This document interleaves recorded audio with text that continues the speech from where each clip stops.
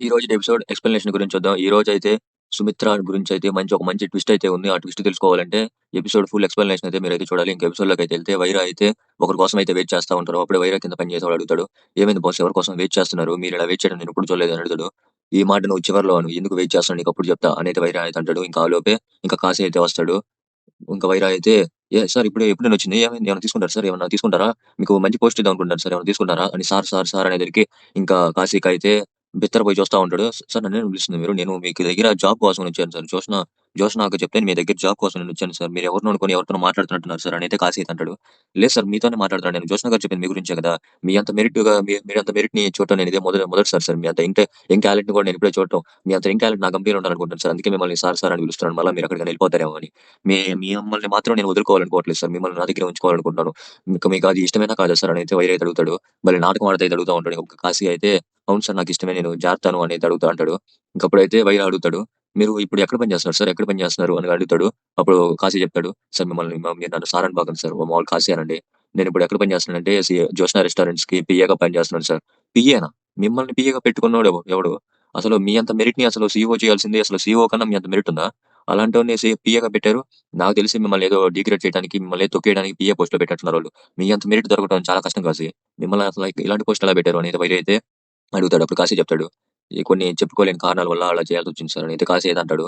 ఇంకప్పుడైతే వైరా చెప్తాడు. మిమ్మల్ని నేను నా కంపెనీలో జీఎం పోస్ట్‌లో పెట్టాలనుకుంటున్నాను. మీకు సొంత కారు, ఇల్లు, డబ్బు మీకింకా నమ్మకం కుదరకపోతే నేను ఇప్పుడే అడ్వాన్స్‌గా మీకు 10,00,000 ఇస్తాను. మీకేమైనా అప్పులుంటే వాటన్నిటిని తీర్చేసుకోండి అని అయితే వైరా అయితే చెప్తాడు.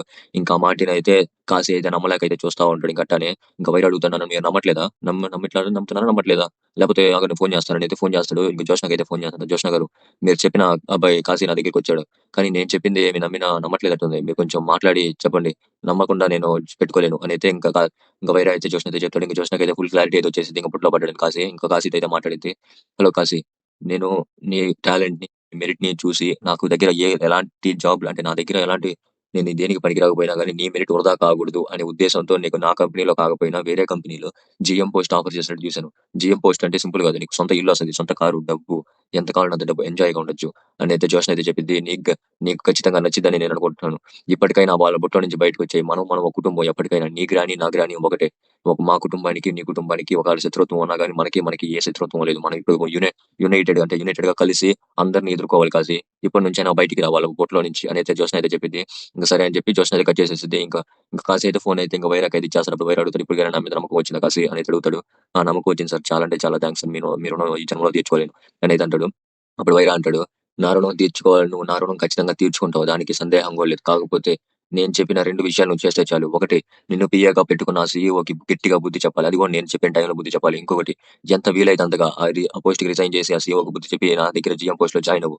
ఖచ్చితంగా నువ్వు అనుకున్న దానికంటే ఎక్కువ సాలరీ వస్తది. కావాలంటే ఇప్పుడే నీకు 10,00,000 అడ్వాన్స్‌గా ఇస్తాను అనైతే వైరా అయితే చెప్తాడు. అదైతే ఇంక కాశీ అయితే పూర్తిగా అయితే బుట్టలో అయితే పడిపోతాడు ఇంకా. సరే సార్ అనేసి చెప్తాడు. ఇంకా వైరా అనుకుంటాడు ఈడు నా బుట్టలో పడ్డాడు. ఇంకా ఈడితో ఒక ఆట ఆడుకుంటా ఫ్యామిలీని. ఇంకా జోష్‌నకి కూడా నా గురించి ఎందుకు చూపిస్తా అనేది వైరా అయితే అనుకుంటాడు. ఇంకప్పుడు వాడైతే కింద పని చేస్తాడు అప్పుడు చెప్తాడు. "నేనెందుకు వెయిట్ చేస్తాను ఇప్పుడు అర్థమైందా?" అనేది అంటాడు. "నాకెందుకో ఇదంతా వర్కౌట్ అయ్యేటట్లేదు. లేదు బాస్ ఇదేదో నీకు తేడా కొట్టినట్టే ఉంది" అనైతే మనసులో అయితే అనుకుంటా ఉంటాడు బయటికి చెప్పకుండా. ఇంకా అక్కడి నుంచి అయితే కట్ చేస్తే ఇంకా కార్తీక్, దీప దగ్గరికైతే తీసుకొస్తారు. వాళ్ళిద్దరైతే స్కూటీ మీద వాళ్ళ ఇంటికైతే వెళ్తా ఉంటారు. శివనారాయణ ఇంటికైతే వెళ్తా ఉంటారు. అప్పుడే ఇంకా దీప అయితే కార్తీక్‌ని ఆపకుండా అయితే చూస్తా ఉండిద్ది. అద్దం నుంచి కార్తీక్ చూసి "ఏమైంది మరదలా అంతలానా ఆపకుండా మరీ చూస్తున్నావు ఏమైంది? నాకు చెప్తే నీ గురించి ఏమన్నా నేను చూస్తాను కదా నిన్ను" అనైతే ఇంకా కార్తీక్ అయితే అడుగుతాడు. అది దీప అయితే "ఏం లేదు బావ. ఒకప్పుడు కారులో తిరిగాను నిన్ను ఇప్పుడు స్కూటీ మీద చూస్తున్నా. మళ్ళా కారులో ఇప్పుడు తిరుగుతావా అని చూస్తున్నా అంతే బావ ఏం లేదు" అనగానే అప్పుడు కార్తీక్ అయితే సరే అంటే నీ ప్రశ్నకి నేను సమాధానం ఇప్పుడు చెప్తా చూడు. అటు చూడు అనగానే "జోష్నా రెస్టారెంట్ కదా బావ?" "అవును జోష్నా రెస్టారెంటే. మరి చూడు ఎంతలానా పేదలకి ఫుడ్ పంచుతున్నారు" అని అయితే కార్తీక్ అయితే అంటాడు. అది నిజం దీప అయితే "అవును బావ 10% ఫుడ్‌ని ఇలా అందరికి పంచడం వల్ల చాలా అంటే చాలా పుణ్యం వస్తది. వాళ్ళకి కూడా ఆకలి తీరుద్ది. ఇది కూడా చాలా మంచి పబ్లిసిటీ కూడా అయ్యిద్ది బావ" అని అయితే ఇంక దీప అయితే చెప్పిద్ది కార్తీక్‌తో. అప్పుడైతే అందరూ అయితే దీవిస్తా ఉంటారు. "మీరందరూ చల్లగా ఉండాలి" అనేది దీవిస్తారు. అప్పుడు ఆడ పనిచేసేవాళ్ళు చెప్తారు. "ఇది మా ఆలోచన కాదు. ఇది మా చైర్మన్ శివనారాయణ గారి ఆలోచన. ఇయన్నీ దీవెనలు వాళ్ళకే చేరాలి" అనేది అంటాడు. "వాళ్ళందరూ చల్లగా ఉంటారు" అనేది అంటాడు.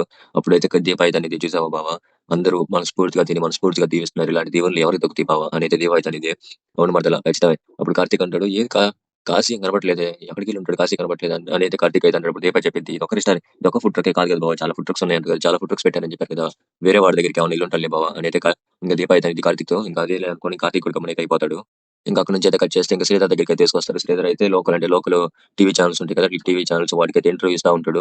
ఇంక అప్పుడైతే వాళ్ళు శ్రీధర్ అయితే చెప్తా ఉంటాడు. "మీ అందరికి చాలా అంటే చాలా థాంక్స్. నేను చెప్పగానే మీ అందరూ లోకల్ టీమ్ అంతా మాకు సపోర్ట్ చేయడానికైతే వచ్చారు. మిమ్మల్ని మేము ఎప్పటికీ మర్చిపోలేం. చాలా అంటే చాలా థాంక్స్ అందరికి. ఇదంతా నా క్రెడిట్ కాదు. మా చైర్మన్ శివనారాయణ గారి క్రెడిట్. ఈ ఆలోచన ఎవరిదో, దీన్ని ఇంప్లిమెంట్ చేయడానికి కారణం ఏందో నేను తర్వాత చెప్తాను. ముందలైతే ఈ ఫుడ్ ట్రక్స్ గురించి మాట్లాడుకుందాం" అనేది అంటాడు. ఇంకప్పుడైతే వాళ్ళైతే చెప్తా ఉంటారు. ఈ పేదలకి 10% ఫుడ్ పంచుతున్నారు కదా! ఇది నిజమేనా? అంటే ఇప్పుడు కంటిన్యూ చేస్తారా? లేకపోతే మధ్యలో ఆపేస్తారా? అనేది అడుగుతా ఉంటారు. అప్పుడే ఇంకా శ్రీధర్ అయితే చెప్తాడు. దీన్ని కంటిన్యూ చేస్తాం. ఇదేం పబ్లిసిటీ కోసం కాదు. ఇది మేము ముందలే ఆలోచించుకున్న విషయం. దీన్నైతే ఖచ్చితంగా కంటిన్యూ చేస్తాం అనేది శ్రీధర్ అయితే చెప్తాడు. ఇదనైతే అందరైతే సంతోషంగా అయితే ఉంటారు. మేము ఖచ్చితంగా దీన్ని ఇంప్లిమెంట్ చేస్తాం. ఇది ఇక్కడ కూడా తగ్గదు. ఇది క్వాలిటీ ఫుడ్ అనేది చెప్తా ఉంటారు. ఇంకా ఆలోపే పోలీసులు అయితే వస్తా ఉంటారు. ఇంకప్పుడే శ్రీధర్ అయితే అనుకుంటా ఉంటాడు. ఎందుకు పోలీసులు వచ్చారు అనుకుంటా ఉంటాడు. ఇంకా పోలీసులను చూసి గమ్మునైతే ఉంటాడు. ఇంకప్పుడే పోలీసులు దిగి మిమ్మల్ని మేము కస్టడీలోకి తీసుకోవాలి. జోష్న రెస్టారెంట్ ఫుడ్ వాళ్ళందరికీ కల్తీ ఫుడ్ ఏర్పడింది. కల్తీ ఫుడ్ ఏర్పడింది. వాళ్ళంతా ఇప్పుడు హాస్పిటల్‌లో ఉన్నారు. ఫుడ్ పాయిజన్ అయిందంట. దానివల్ల చాలా మంది మళ్ళా సీరియస్ పొజిషన్‌లో గూడా ఉన్నారు. మీ పిఏని అడిగితే మీ దగ్గరికి తీసుకొచ్చారు అని అయితే చెప్తాడు పోలీస్ అయితే.